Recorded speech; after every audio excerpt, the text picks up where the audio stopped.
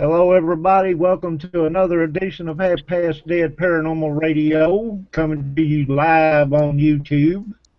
I'm your host, Roger Belt, and I have a couple of guests tonight. One I know, one I don't. Mr. Jerry Tyms there, him and I have talked somewhat, and they are RIP Paranormal from Alabama, down there with my buddy Frank Lee. Mr. Jerry Tyms there, him and I have talked somewhat. And here we go. Got to go over here and they are pause this thing. RIP Paranormal from Alabama. There we go. Yeah, if you have that chat room window up over there, it will reverb on you, so you have to go over and pause that, or else, yeah, it's going to do a lot of the backlash. Mr. Hunter, introduce yourself there, sir.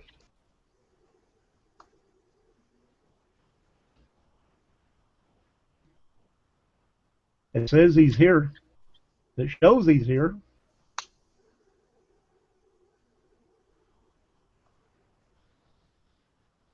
Okay, Jerry, do you still hear me all right? Yeah, I can. Okay, it shows he's here, but he's obviously not hearing. I don't know what's going on with that. Anyway, Hey, I'm hey gonna. Hunter, can you hear it? No? I don't know.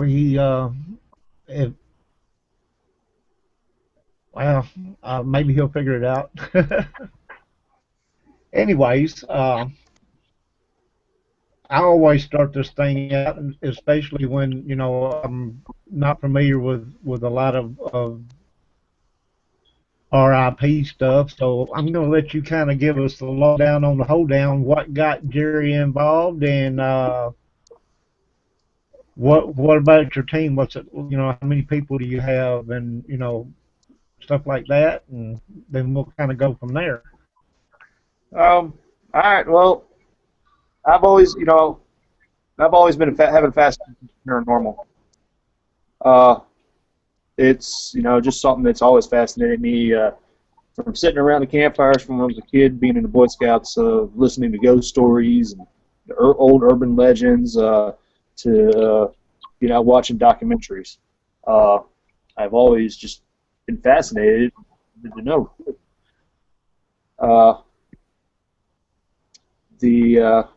What really sparked me into getting into paranormal investigations is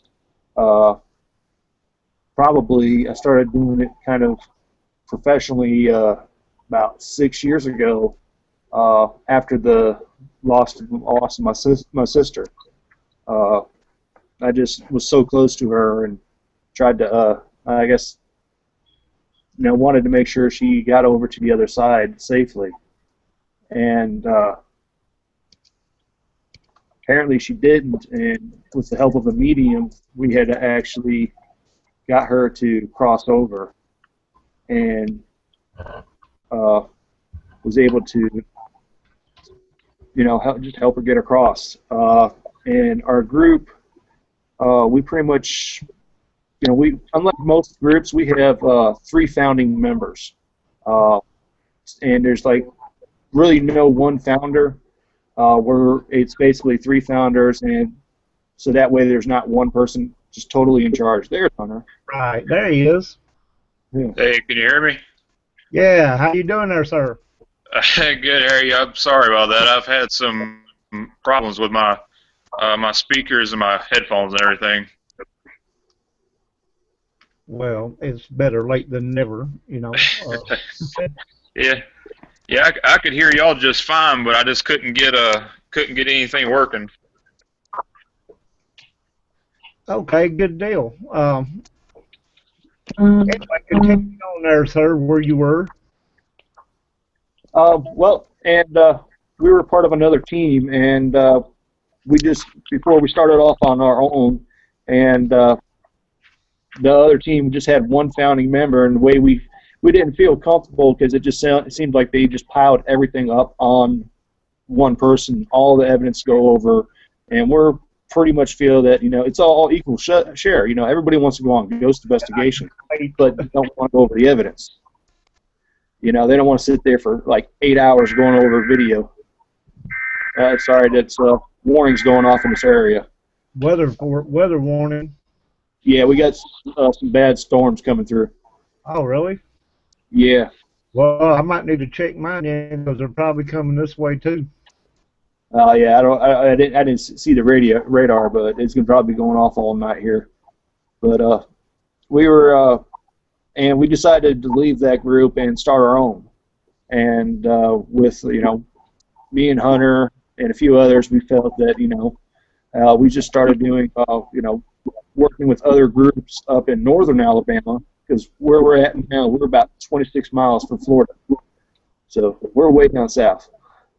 And we work with Blaine and Kim from Scare, and we've helped them out on investigations, and they've kind of taken us underneath the wing. And you worked with Cat Hobson then, hadn't you? I'm sorry? I said you worked with Cat Hobson then, hadn't you? Yes. Yeah, we back in I think it was October. No, I think it may have been November. We helped them with an investigation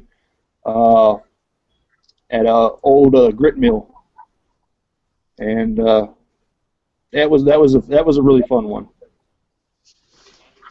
Cat and I are good friends, and Frank and all of them. One of these days I'm going to get down there, and we're going to have to all get together.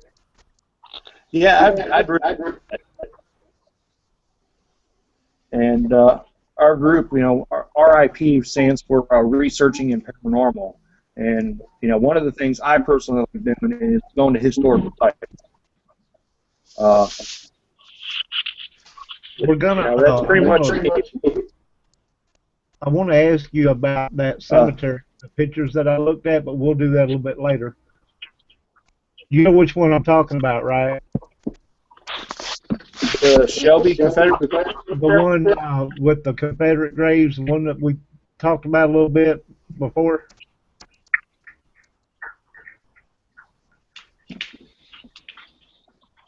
It was the one where I watched a video of you guys. Yes, that was up in Shelby County, just south in Birmingham. That's a really interesting looking place right there. Oh yeah, it's it's really really want to go back again. Okay, Mr. Hunter, give us a little bit about yourself, sir. Hey, yeah, my name's I'm also with the group RIP. Been in there for probably 3 or 4 years now. And the reason I got started in paranormal, when I lived in Mississippi, is when I had my first paranormal, kind of experience. And the trailer that we had was supposedly built on like an Indian burial ground, from what they told me. And they ever since we things would happen, not to my other family. We're my mom, my sister in the house. Man, you're really garbled up. What's that? You're really garbled up. Your sound is garbled up. Can you hear me? Yeah. Okay, I don't know what's going on. Maybe this weather too. It's rough over here. Anyway, can you hear me any better? It's not as bad, no. Okay, I tell you what, y'all go ahead and talk about yourself. Let me see if I can get my computer working again. Okay, I know, Jerry. I gave you guys a case down there, and you did the best you could, and I understand. I mean, sometimes things don't work the way you want them to. Um, Yeah. but sometimes it's not necessarily the place.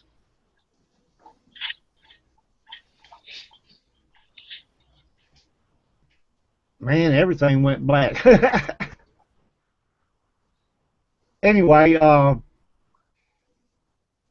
you guys done? I'm sure you've done something since then. You want to tell me about that? All right, now I've lost your sound. Okay, I can't hear you now.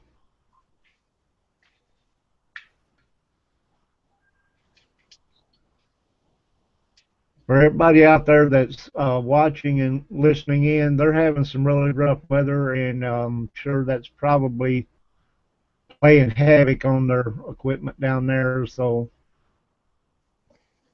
we're going to play this by ear and hope that it gets straightened out here in a minute.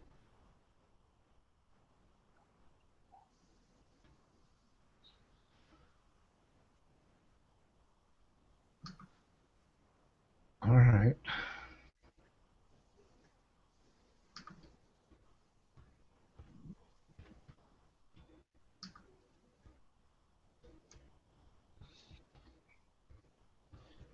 Jerry, I can hear you. I don't think he can hear you. Okay, I can hear you. I can't hear him.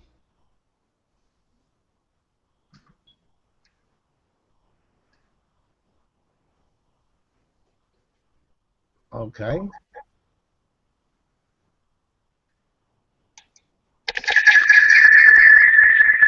Holy moly.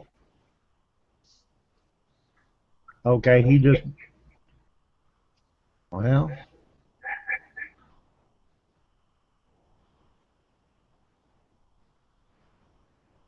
all right. Can you hear me now? Well, he dropped off.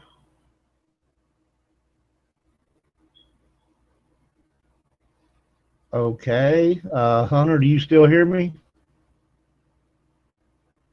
Or do you, yeah, I think he's dropped off too. I'm like that little guy in the movie. I'm home alone.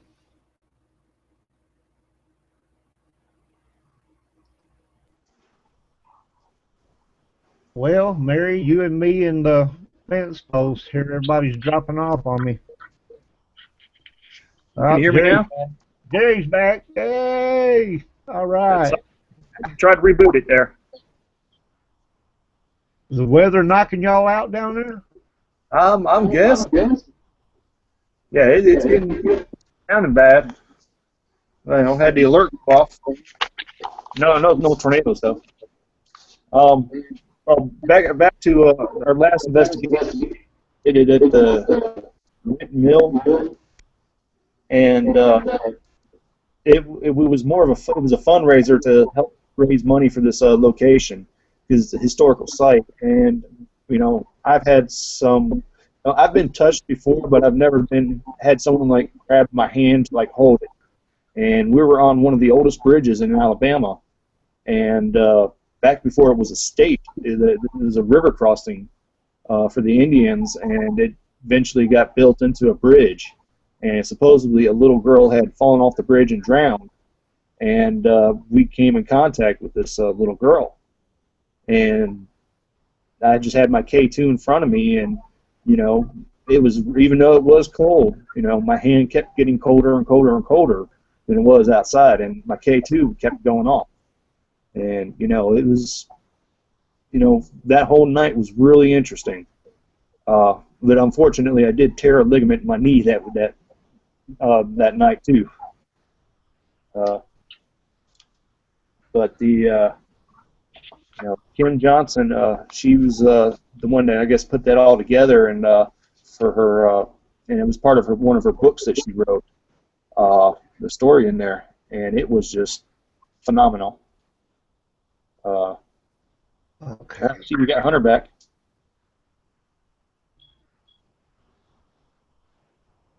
Was phenomenal. See, we got Hunter back. Yeah, every time I do this, I have to do this again. Hold on just a second. Go ahead with what you're saying there. I'm trying to. But the this area is really hard to set up investigations for. Just a lot of people are have that mindset that because you're ghost hunters, you guys talk to demons and things like that. And unfortunately, a lot of it we just have to educate them about, and it's kind of hard to do. We've been talking about setting up an investigation in Savannah at the Pirate House. I think Hunter can tell you more about that. But we've tried to set up an investigation. I don't know if anyone else is out there to set up an investigation at USS Alabama, but I mean we've tried and they wouldn't let us there. They said they do not allow ghost investigations there, which I think is a little bit strange. They allow you to be locked in, they do lock-ins and all that, but you can't wander around at night, even if you sign a waiver. And our rules are that we go nowhere without permission, without written permission, because we've been out. We did one of the 13 ghosts of Alabama in Newton, and which we didn't catch anything, but we did catch a couple of people on one of the bridges doing their supposed ghost investigation. It really wasn't. It was more of a hooking up thing. But yeah, the cops that came out there and asked us, told us we weren't supposed to be there, but luckily we went through and followed all the procedures and we just pulled out our permit and they said okay. And they chased them with lovebirds, unfortunately. But I don't know, if, Hunter, are you coming through at all? Are you fixed up over there? Hey, he dropped off. Yeah. Hey, he was there and then he's just gone. Yeah.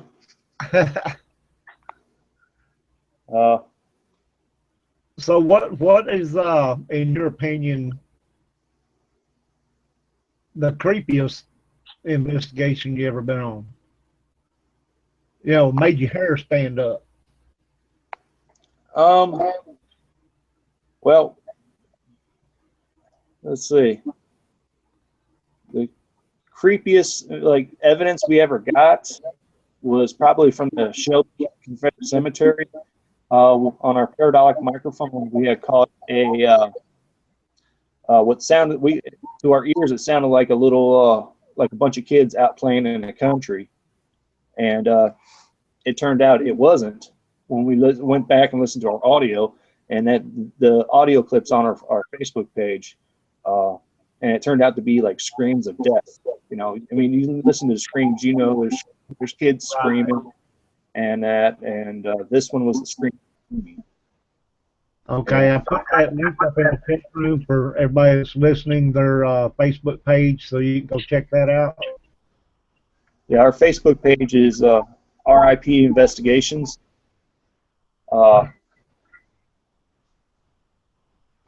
Yeah, I put the link in the chat room for the people over there, and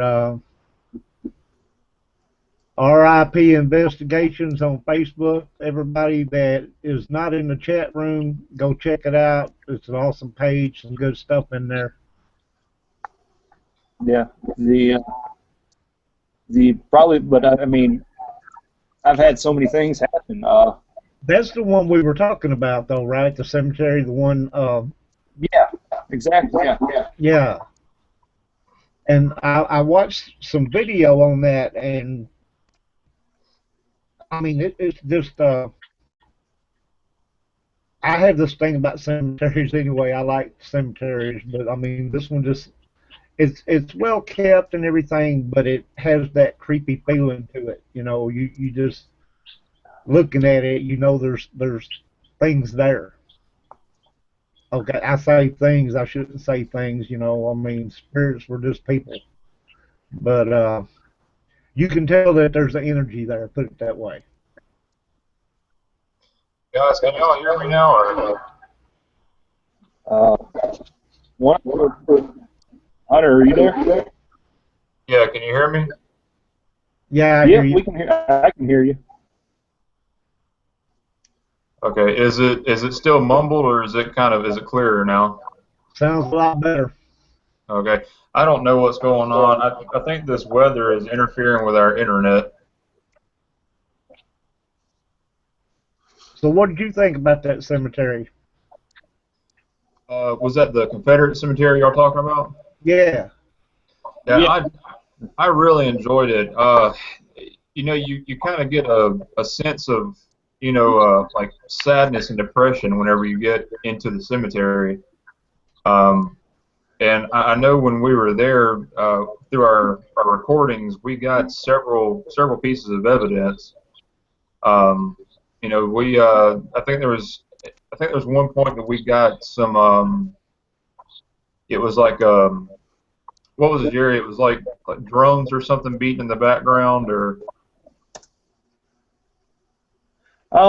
Yeah, it was yeah, some kind of strange beeping. it was almost like a how they would do their marches into battle, and you could hear, you know, yelling and kind of like battle cries almost. Okay. Now, was that an actual skirmish site? It was near there. Okay. Uh, 'Cause if you're hearing battle cries and the drums and all that and the screams of death, I would assume that a battle was being relived.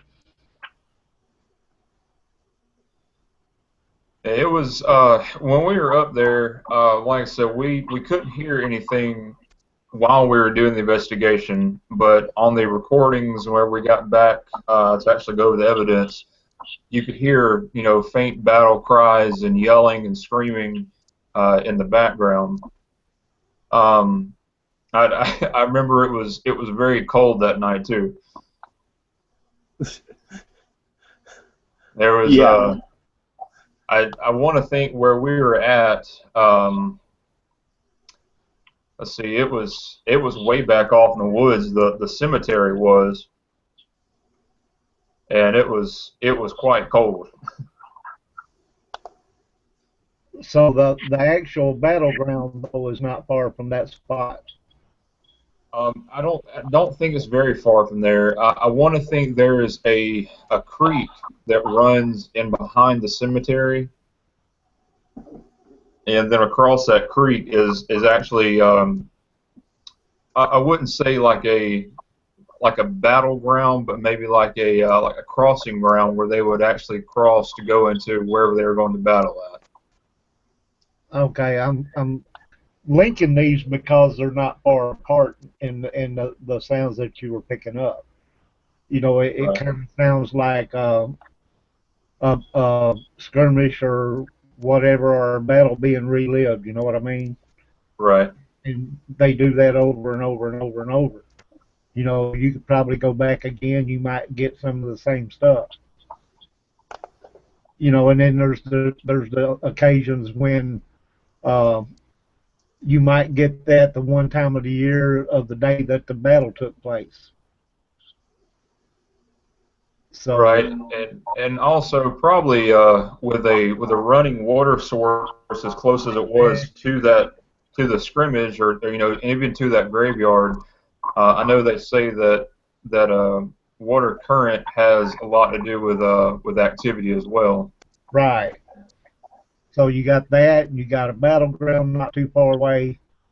You know, there's all kinds of good reason why you would get, you know, evidence. Right. And I noticed on most of our investigations where there is a constant water source is where we get the most activity at. Um, and it's usually around, like small creeks or rivers and such. I don't know what it is. It's just the current of water. It seems to stir up the activity in that area. Well, running water, as I understand this, creates an energy, like a minute amount or whatever of like electrical energy. Right. So, if they can use that as a source, then, that's probably what it is. Mm. Yeah, I'm pretty sure they draw their energy off that running water, and and like I said, what we got, I mean, I wouldn't say it was anything other than battle cries, and especially with that creek running back there, they probably pull a lot of energy off that to be able to produce that noise. And the evidence when we went over it was amazing, really. I mean, because like I said, while we were there, we didn't really hear anything. And then when we got back to go over the EVP work is when we heard it, and we were blown away. A lot of them that you get, you won't never notice. Now, I have stopped the recorder and played it back during, a EVP session if there's a lot of claims of stuff going on in there, then I want to see if anybody answered me. And I have got, like, played back and got not instant answers, but you know what I mean? Like within a few seconds, I could play it back and the answer would be there, or some kind of thing would be there, a sound or something. Right.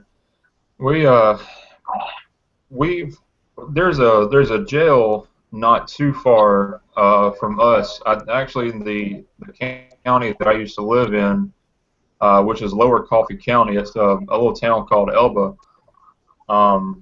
Don't know if you're familiar where that's at or not, but it's it's about 3 minutes south of Enterprise and about an hour south of Dothan. But anyway, the jail that's in that area is was used until I want to think the late 80s, if I'm not mistaken. Late 80s, early 90s, and my father was a police officer in that area for several years. And who are you waving at, Jerry? Breezy just came on. Is watching us now. She was one of our investigators. She's in North Carolina now. Awesome. Okay, cool. Well, hello there. Nice to have you with us. I'm not waving anyway, with the jail in Elba, like I said, my dad used to work at the police station in Elba, which is only a couple blocks away from the jail. And back in the 90s, there was a sheriff that was shot and killed on pretty much the front steps of the jail. And I can't remember his name to save my life, but we went in there into the investigation kind of with an open mind. The first time we did it, we know that the jail had a lot of activity, but it wasn't. The jail wasn't used for a long time purpose. It was basically like an overnight jail. You would go there if you had like a DUI or somewhere else, stuff like that. Right. And so, and one of the things that I was told going into the jail, that it was actually one of my mom's friends' sons had got arrested for I think he was drinking and driving.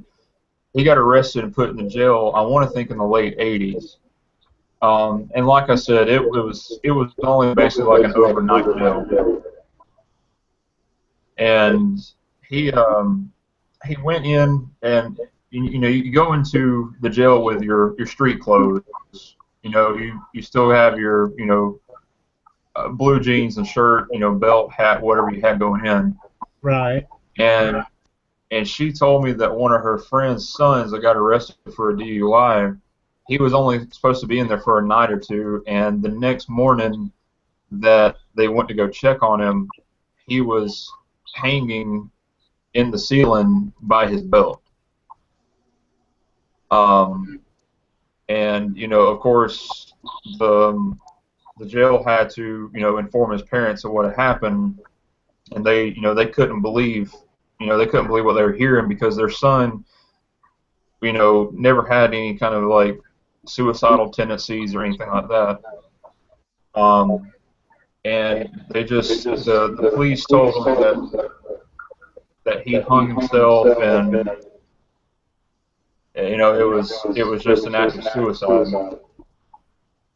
And so going into the jail, we kind of kept that in mind. So when I went in there, I spoke who I was and tried to speak to that spirit directly.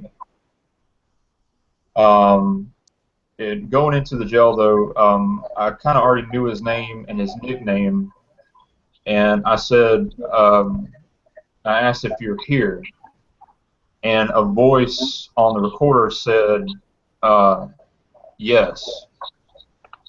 But I said, are you the person I'm looking for? And they said no. So the spirit was there, but he wasn't able to talk to me. And then we kept recording, and I said the jail had told his parents that he committed suicide. Is that true? And then over our spirit box, we got a really loud no. And I said, well, if not, I said, then what happened? And it repeated. It was actually like it made my hair stand up. It repeated murder 3 times. And normally a spirit box won't do that. If it's scanning radio stations, if it picks up a word, it'll only say it once.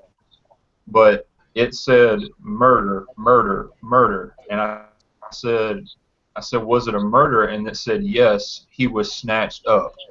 I mean, like in that order, which was really, really profound to hear, because, like I said, with spirit boxes, it's words spread out over a series of, like channel changes. Right. So for us to hear murder 3 times and then hear he was snatched up, kind of gave us the idea that he was murdered in the jail, and he was hung by another I guess inmate or prisoner, however you want to say it, that was there. And that was, and that's kind of why we do this. We want to help people out, and I actually got the evidence and showed it to my mom, and she contacted his parents and showed them the evidence, and they were just blown away, because they knew all this time he didn't commit suicide, and for them to get some closure on what happened was really good, and it's a good feeling for us. We used to open the case and get whoever was guilty. That's the thing, though. You can't use EVPs in a court of law, but if you could, might be a lot of people. More people get caught. Yeah, it would. And there was an actual case of a ghost who came back and used another person, living person, to tell who her murderer was, and was able to get him convicted. But now that wasn't an EVP; they were speaking through this person. I wish we had someone that was on our team that could do that. But it's you kind of go into the investigation with an open mind, and to hear an answer come through a spirit box or even through an EVP is more to me than hearing it come out of somebody else's mouth. Because you get instant gratification. That whatever's coming through that spirit box or through that EVP is the answer that you're looking for the question that you asked.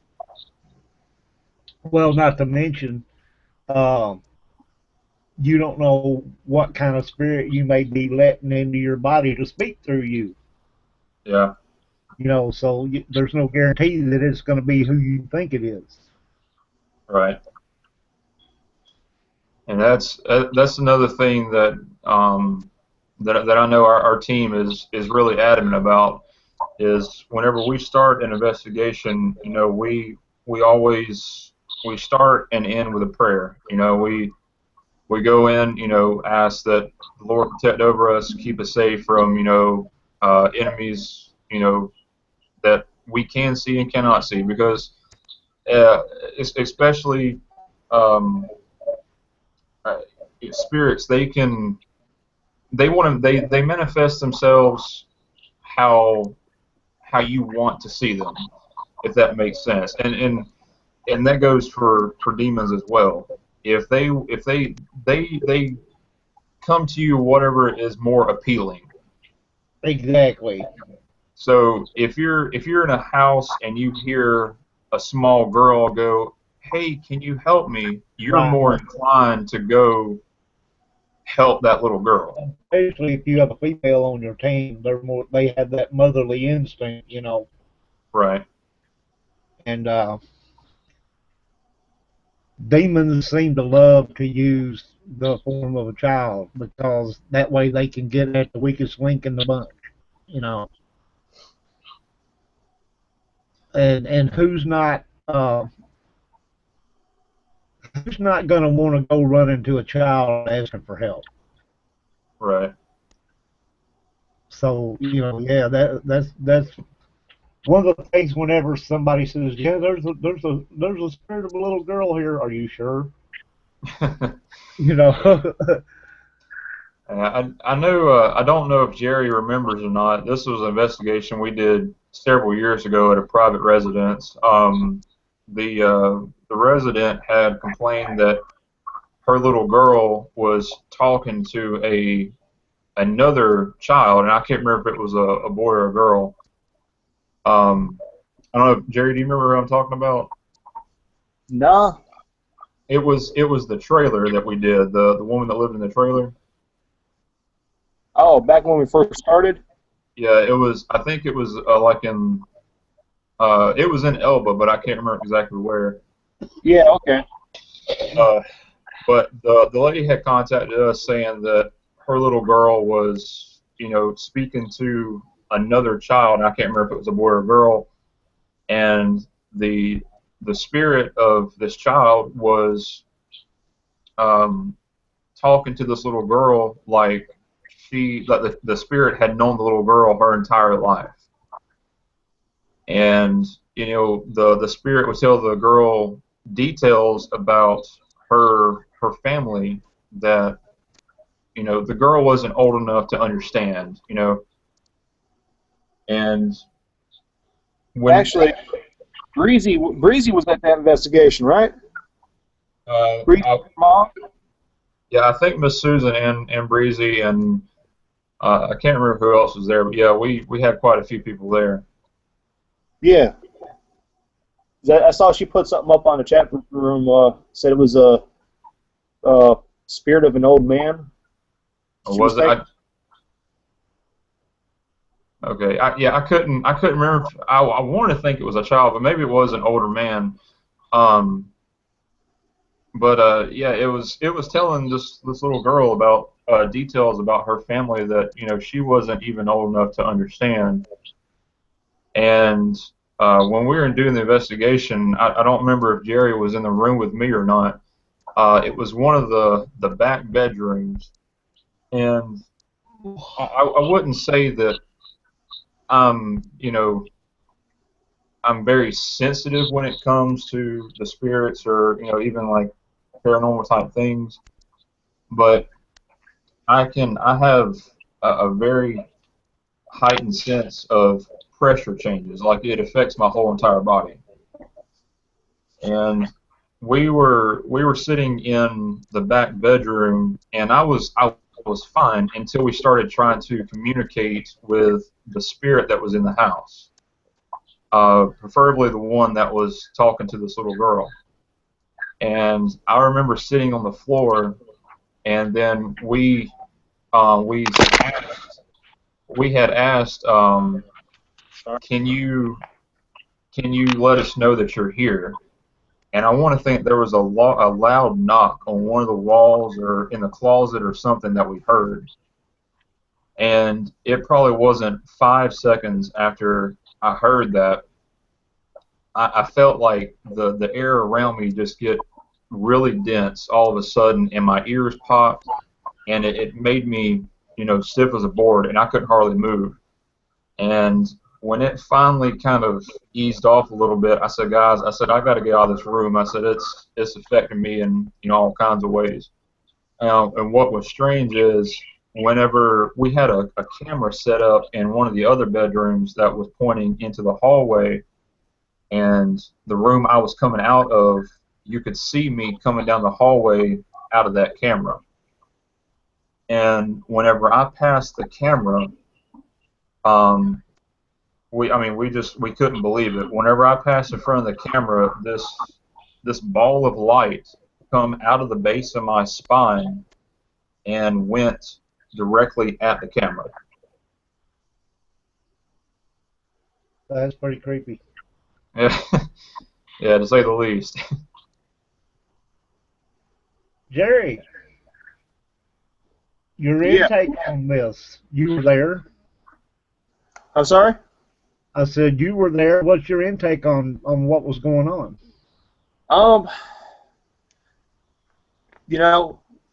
When I was there, I was actually in that closet. I was in that bedroom with him, and I didn't really feel anything in there. But I was in the closet. I know that don't sound right, but they gave me hell for saying that. Well, you reminded me of something I got to tell you here in a minute. But I remember hearing that thunk, and I couldn't figure out what it was, and because it was a trailer, things do echo, so, but yeah, I do remember Hunter saying he had to get out of there, which I thought that was kind of odd because, he never really says he's got to get out of there, out of a place, unless it's like extremely hot or something like that.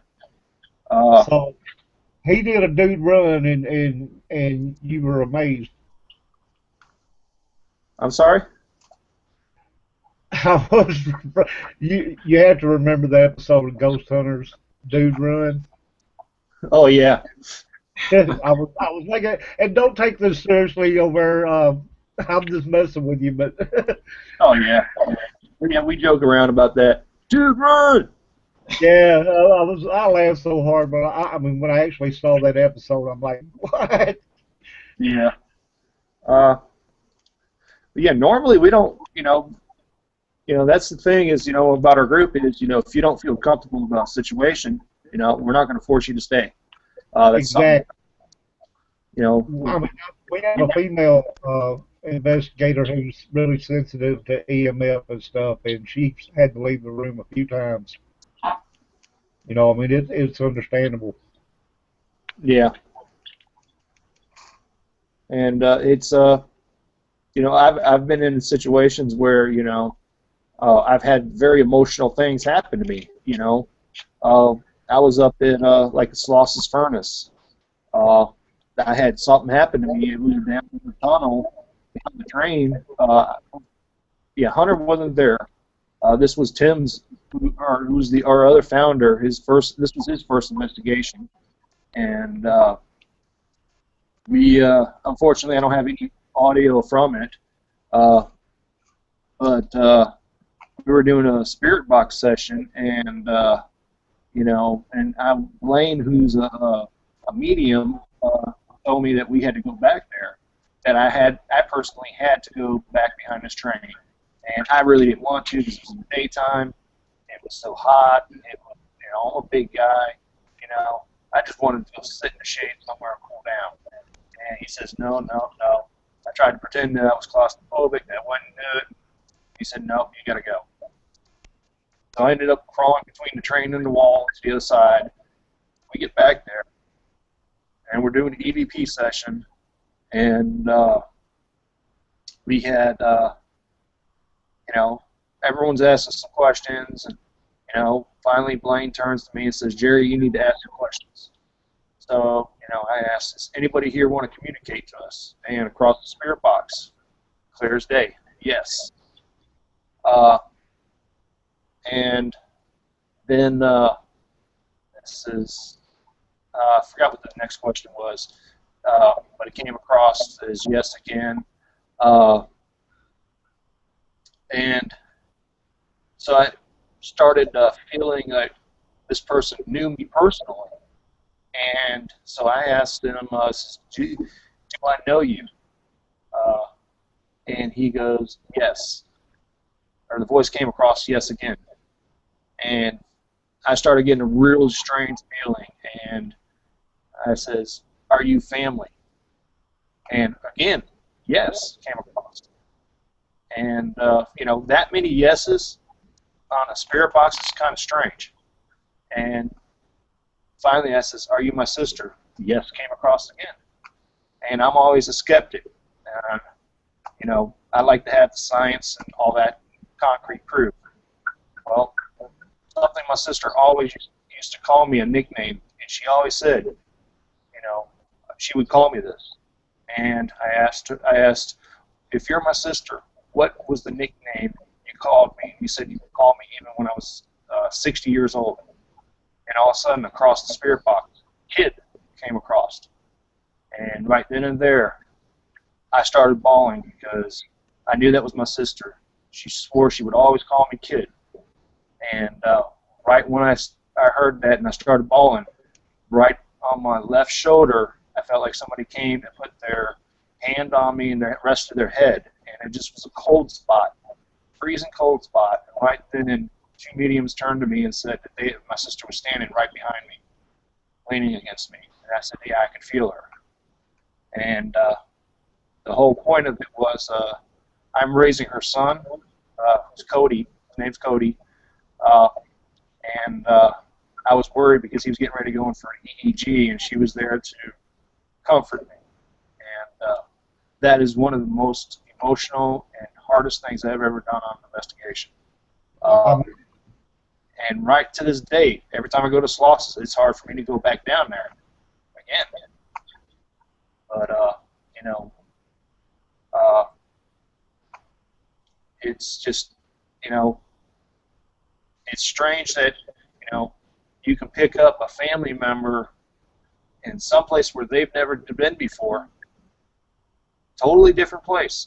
She's never been there, and we're about 180 miles from Birmingham, south of Birmingham, and, the only time she's been to Birmingham was to Children's Hospital, and that was maybe 5 miles away from Slosses. So, but it was kind of strange that she came up through there. She knew you were there. Yeah. Anyway, I told you I was going to tell you a little story. You reminded me of it when you said something about the closet. Yeah. On an investigation, and I asked you earlier what was the creepiest investigation you ever been on, or what was the creepiest thing, I guess, that happened. We was on an investigation in Union City, Tennessee, and this one dude that was with us, he had went off in the bedroom, and I didn't know this, right? He had went off in the bedroom and shut himself in the closet. Of course, there's no light on in the bedroom; it's all dark. I didn't know he was in there, right? I go in there to do EVP, and I sit down on the side of the bed, right there in front of the closet door, mind you. And I've got my recorder running, and I said, is there anybody in here with me? And he opened that door up and said, I'm in here. Oh, I like to crap myself. I can't.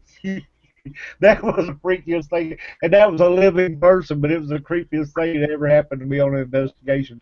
I swear to God, I made it a habit now that I pack a clean pair of drawers in my case when I go, just in case somebody pulls a stunt like that. But you had to say closet remind me of that.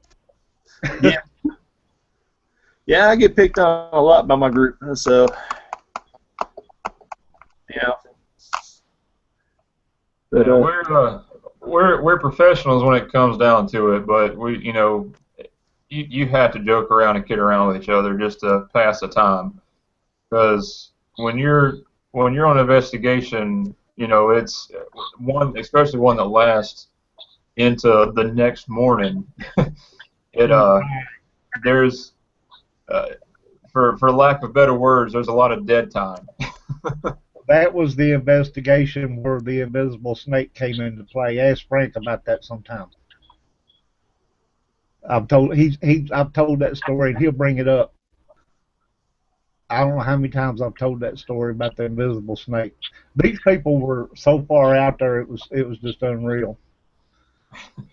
One of the first things that happened is our team founder was with the husband, and they were in like his and her bedroom, and he was supposed to be showing them where the hot spots were in there, right? He said, then he opens up this door and goes, "This is where we keep all our drugs." He said it was just full of pills and all kind of crap. And so, that's the first thing that came to mind when the snake came up. Yeah, I know where that snake came from. But the wife had a supposed 15-foot invisible anaconda in her utility room, wrapped around a tie tree. And I don't know if you know what I'm talking about. It's like the little stick tree, with the little limbs on it. You hang ties on, Uh-huh. and it's supposed to be wrapped around. And Dusty, our founder, being the good civil servant that he is, unwraps the invisible snake from the tree, and she's standing there, and he's holding it, and he's got his hands about this far apart.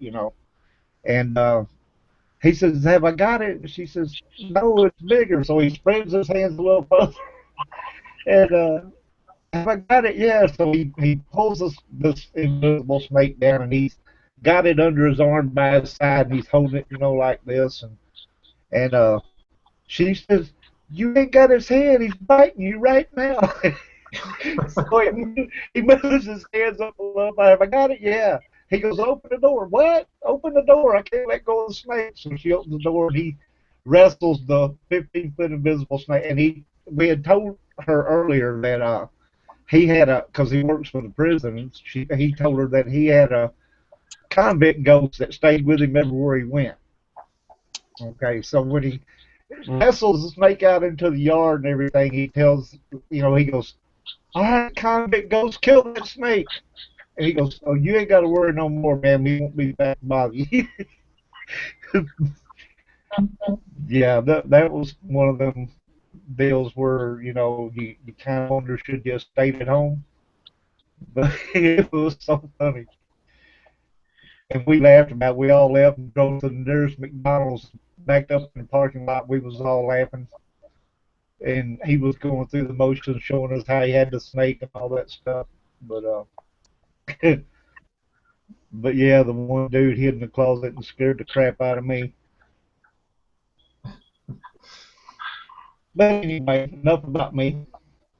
Uh, I just thought y'all might enjoy that story. Everybody else does. So, what have you got planned? What is RIP's next investigation? What have you got planned? Well, we're actually working on something in Savannah. I'll let Hunter fill that in. Con in Georgia. Yeah, it's in Savannah, Georgia. I wanted to think it was My wife is trying to set it up for us. It's Jerry, wasn't it the pirate house she was trying to set up?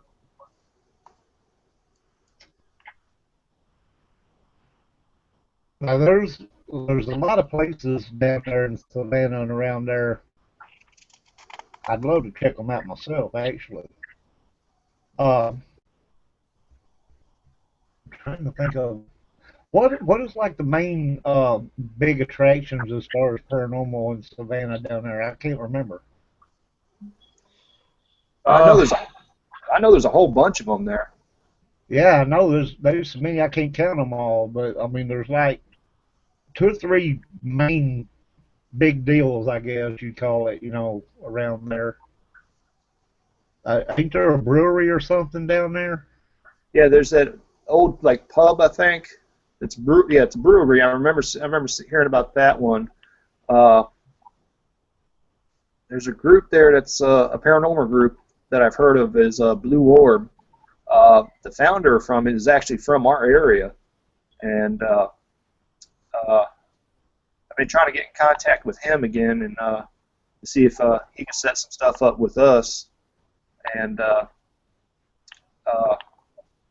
because I know he does his own like paranormal tour for the area.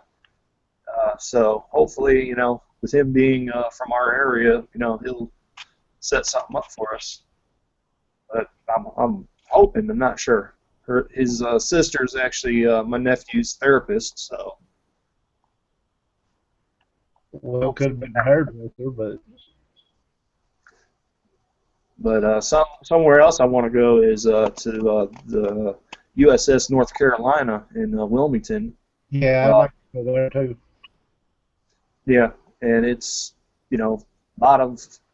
I know when I went there on a vacation, it was it was really interesting, and it would have been a fun practice thing for.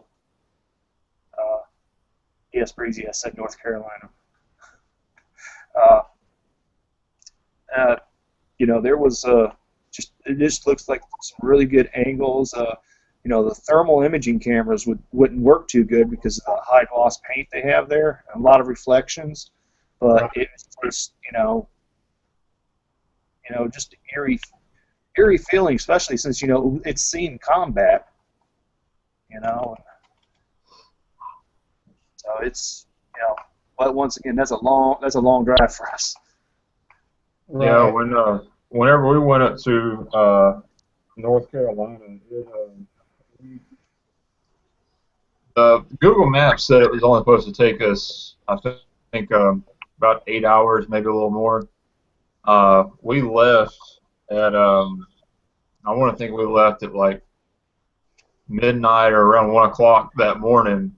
We didn't get into North Carolina until about 6 or 7 o'clock that night. So, and due to all the traffic and being around spring break and everything else, it was a pain to get up there. But where North Carolina is, I feel like I know there's a lot of places up there that are paranormal related. I wish I wasn't so far away, but there's several up there that I know I'd love to go to. I like to go some of them places up in the mountains.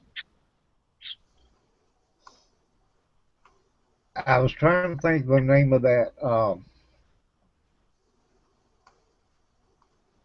I want to say it was in the Rockies, someplace up in the Rockies up there that it was like a resort or something that was supposed to be haunted, but Stanley Hotel. no, Stanley's not in the Rockies, is it? Stanley's is uh oh heck, uh Colorado. Yeah. Yeah. No, I'm talking more southern, more further down south ways. That's the only one I've been out. The only one I've heard of out west. So. Yeah, Stanley's a big deal. Everybody knows about that one.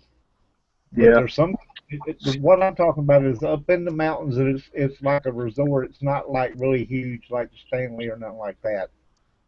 Um, I mean, it's a fair sized main building, and and then some smaller ones around it. But no, Stanley's just a monster. This place is your log cabin style uh, building. Hmm. I know one of the places I was trying to think of earlier in North Carolina is the Stonewall Jackson Juvenile Delinquent Center.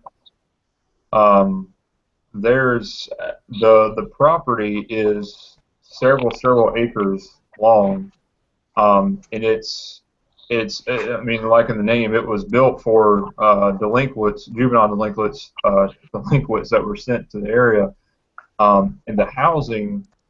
Uh, I can't really describe the housing, but it looks it's all brick and masonry, and it's several stories tall. I think each little building is probably about 8 or 9 stories tall, and I want to think there's um, probably between 5 and 10 of those buildings. I can't remember exactly how many because they're so spread out.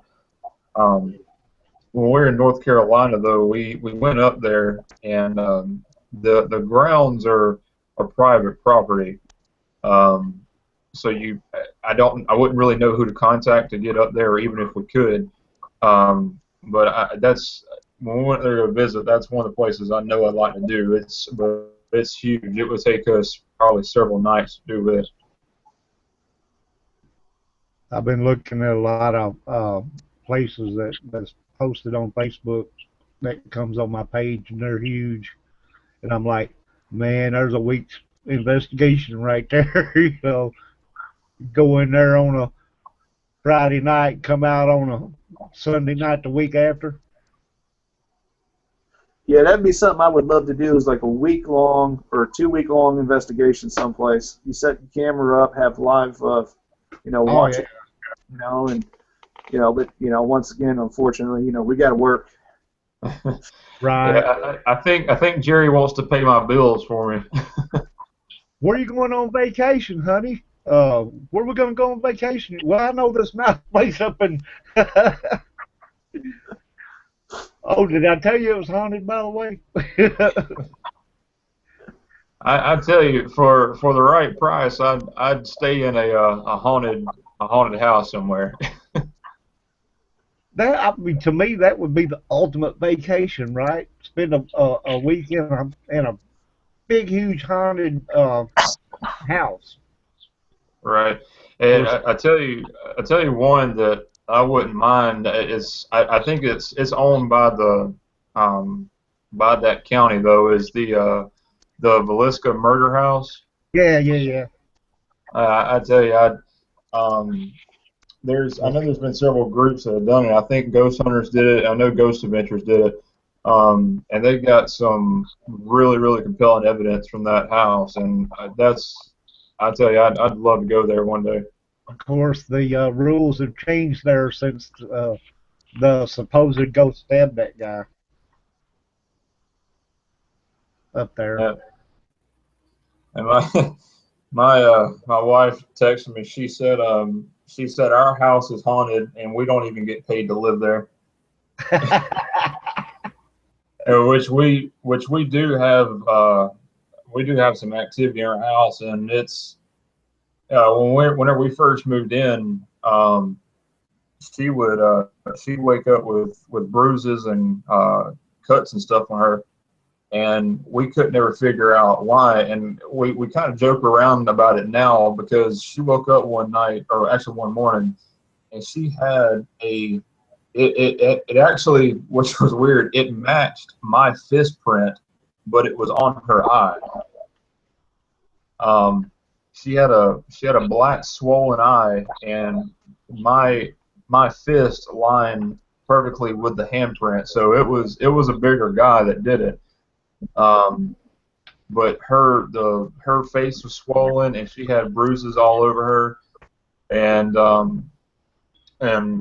that's when after we first got the house, we got one of the recorders from Jerry, and we're just kind of just setting up in our bedroom and goofing off, and we hear a male voice that says, "Let me go," like really, really abruptly.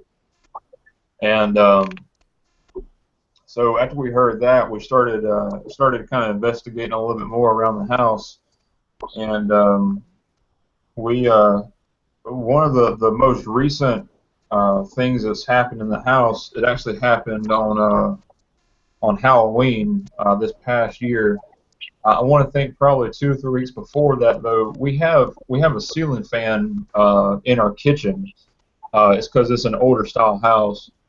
We have a ceiling fan in the kitchen, and the globe that is on the ceiling fan, is held in by those set screws that screw in on it, and it's been up there all this time. And the ceiling fan, when it's on, it doesn't shake back and forth. It doesn't rattle or anything. But we were gone to bed one night, and I woke up. I want to think my wife had left to go to work or something. I woke up though, coming to the kitchen to fix me something to drink, and that globe is sitting beside our refrigerator, kind of face up a little bit. And our kitchen floor is like a really thick tile, and that globe is probably a good 7 foot off the floor. And we also have 3 dogs in the house, and I believe if that thing would have fallen and broke or anything like that, it would have woke the dogs up at least. But that globe had hit the floor and it had rolled over beside the refrigerator. And like I said, a couple of weeks after that, on Halloween, we decided to do a small EVP session in our house. And again, me and her just having casual conversation, and I make a joke and she laughs, and right after her laugh, you hear a deep male voice. It says, "This is not your house," and so that blew us away, because it was one of the only EVPs that we caught, and because we had been running the recorder for probably 30 minutes or more, and we were joking around about something, and for that EVP to say in a deep male voice, "This is not your house," it's enough to kind of give you the creeps a little bit. Right. But it's like I said before, I've kind of grew up around spirits. I actually had one that was attached to me when I was younger. So dealing with all that and having to go through spirit attachment, it got me into the paranormal, and kind of wanted me to figure out why this kind of stuff was happening. So I tell you, for anybody that wants to go into paranormal, it's fun to a certain extent, but it can also be dangerous. So you have to be careful of that kind of stuff. Well, that's one of the things that worries me a lot about thrill seekers. That just want to go to a place because it's reported to be haunted, and they don't know what the heck they're doing, and they're just running around all nimbly bimly everywhere. A spirit can and will hurt you. You know, People that start out in the paranormal and everything, that's why I always say, look, if you're gonna get into this thing, and I hope you do. We can use all the help we can get, but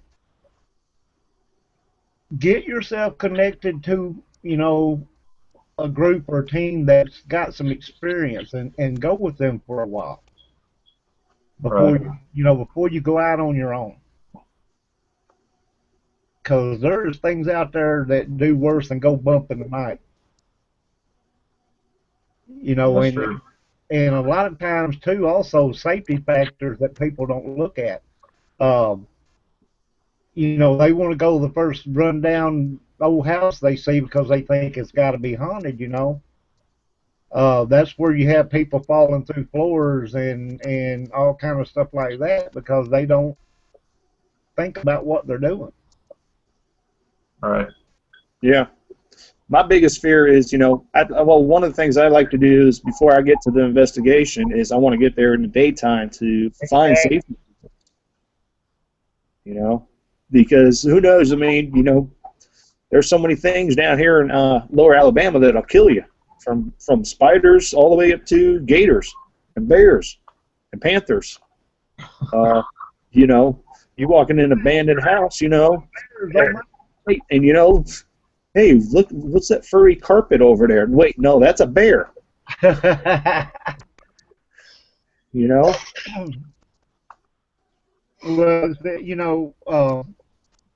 and a lot of this stuff is things that we have learned over time the hard way. You want to prevent people from making the same mistakes. Uh, it's best if you can to go in the daytime and do a walkthrough of wherever you're going to be.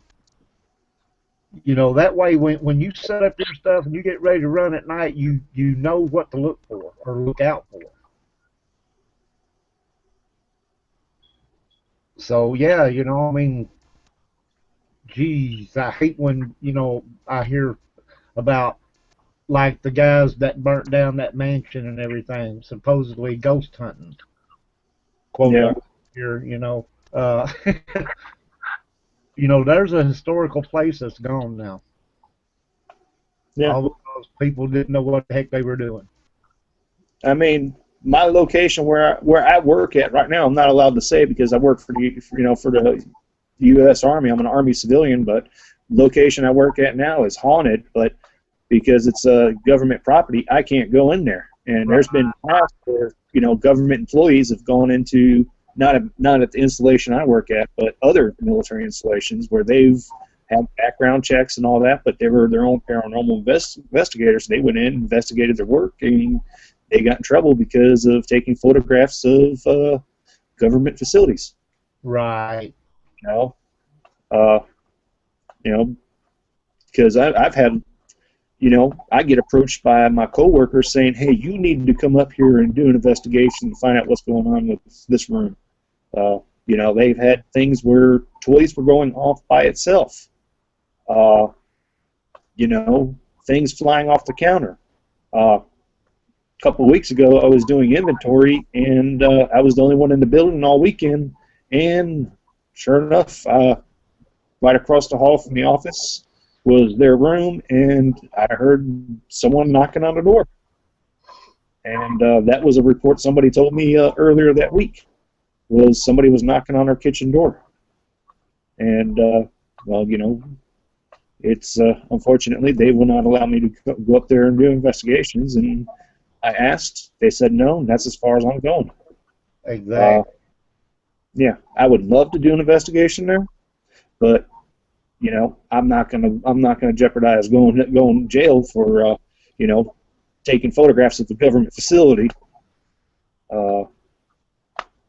Same thing with that, going out there to the lake, because that's where I've had the second paranormal experience in my life was at that lake, and I wasn't even ghost hunting. I was there camping with the Boy Scouts, and about 3 in the morning, me and one of my buddies were catfishing, and we heard a little girl giggling right behind us, and after doing some research, we found out that a little girl back in the early 90s fell off the dock into a baby water moccasin nest. Oh. There was nothing EMTs or anyone could do, and she died.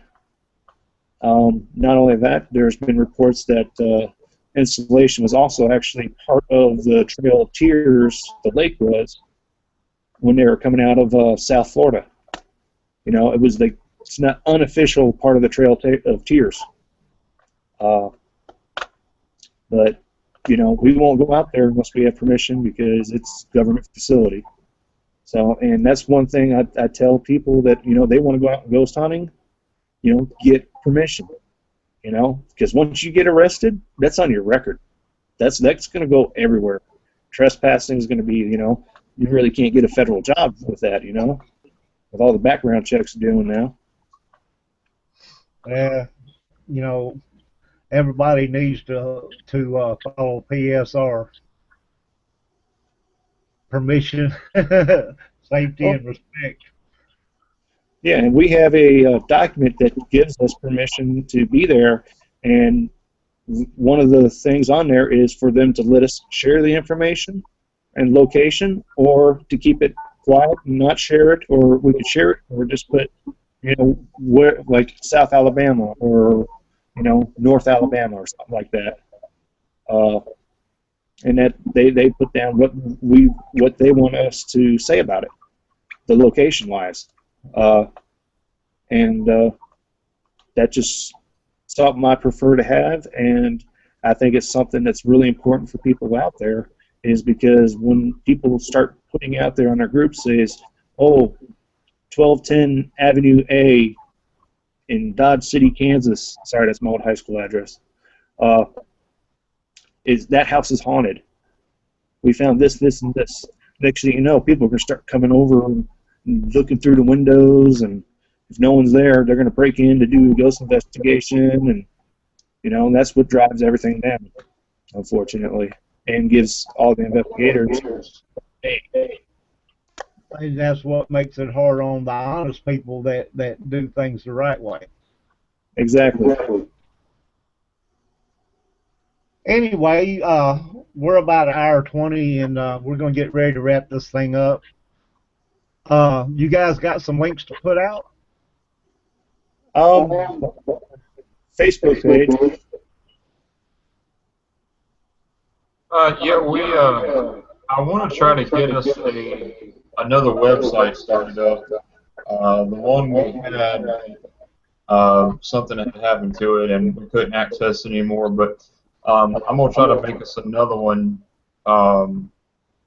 fairly soon, hopefully, because I know a lot of our followers are on Facebook, and they've requested for, you know, if we've got an actual website.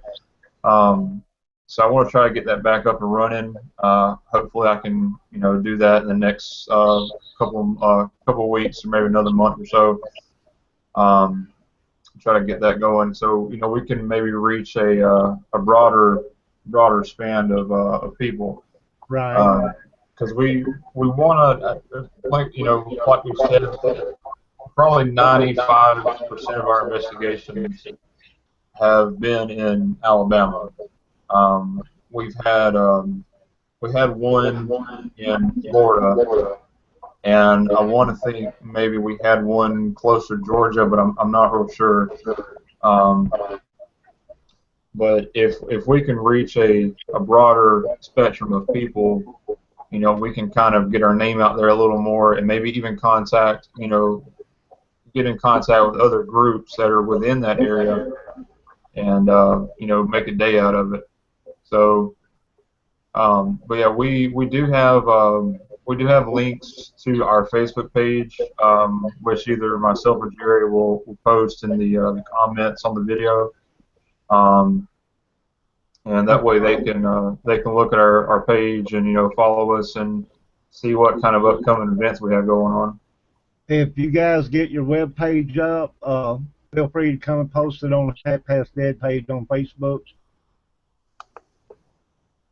And also, you know, on my main page, and Graveside Paranormal is another page of mine. You can post it up there too.